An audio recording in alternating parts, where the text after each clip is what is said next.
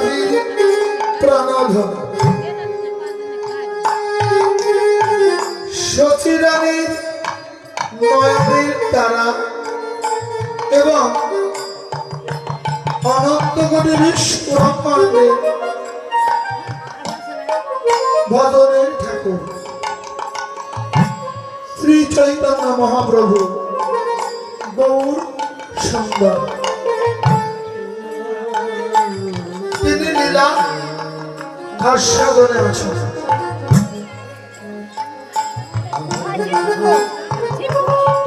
আর এই লীলা স্মরণে আছে অনন্ত কোটি বিশ্ব ব্রহ্মাণ্ডের অনন্ত কোটি সাধক এবং সাধিকাগণ। লীলা স্মরণের সময়কাল 12 দণ্ড।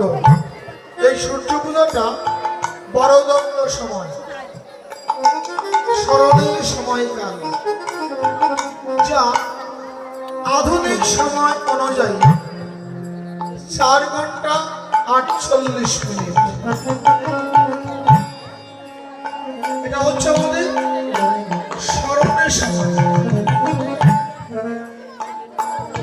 আপনারা বড় ভাগ্যবান এবং ভাগ্যবতী।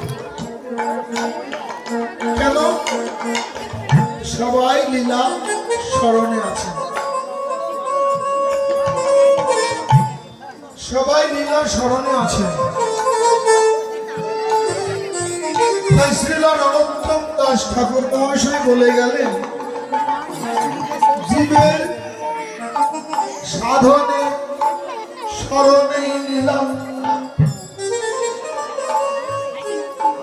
ইহাতে না করিও হেলা, করিও হেলা, কায়ে মনে করো হে সংসার, কায়ে মনে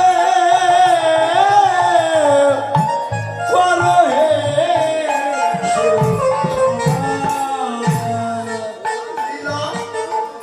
স্মরণে হচ্ছে আপনার দেহের একমাত্র ভজন। যে যত স্মরণ করবে তার ততই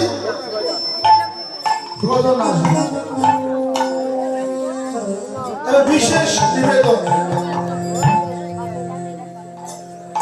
যতক্ষণ লীলা কীর্তনে আপনারা মনোনিবেশ করেছেন ততক্ষণ মন্ত্রে যেন এই লীলা স্মরণের দিকেই থাকে।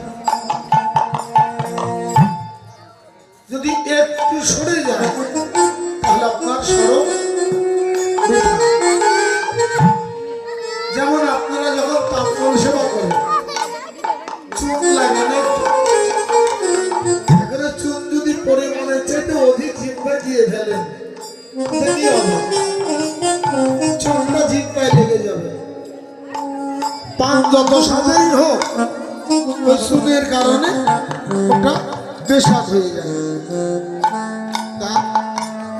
সবাই স্মরণে আছেন, স্মরণে থাকেন। লীলা কীর্তন এমন একটা বস্তু যা শুনলেই আপনার ভজন হবে, যা শুনলেই আপনার দেহে ভজন এসে যাবে, বলে বোঝাতে হবে। এই যে কীর্তন গুলো আমরা করছি এটা কিন্তু মূলত কীর্তন না। কতদূরকে জানেন আমি তাও জানি, কারণ আমি হয়তো নতুন এসেছি যে জায়গায় পারে দিয়ে আসে। এটা কীর্তন নয়, এটা হচ্ছে মধ্যযুগের গীতি কবিতা।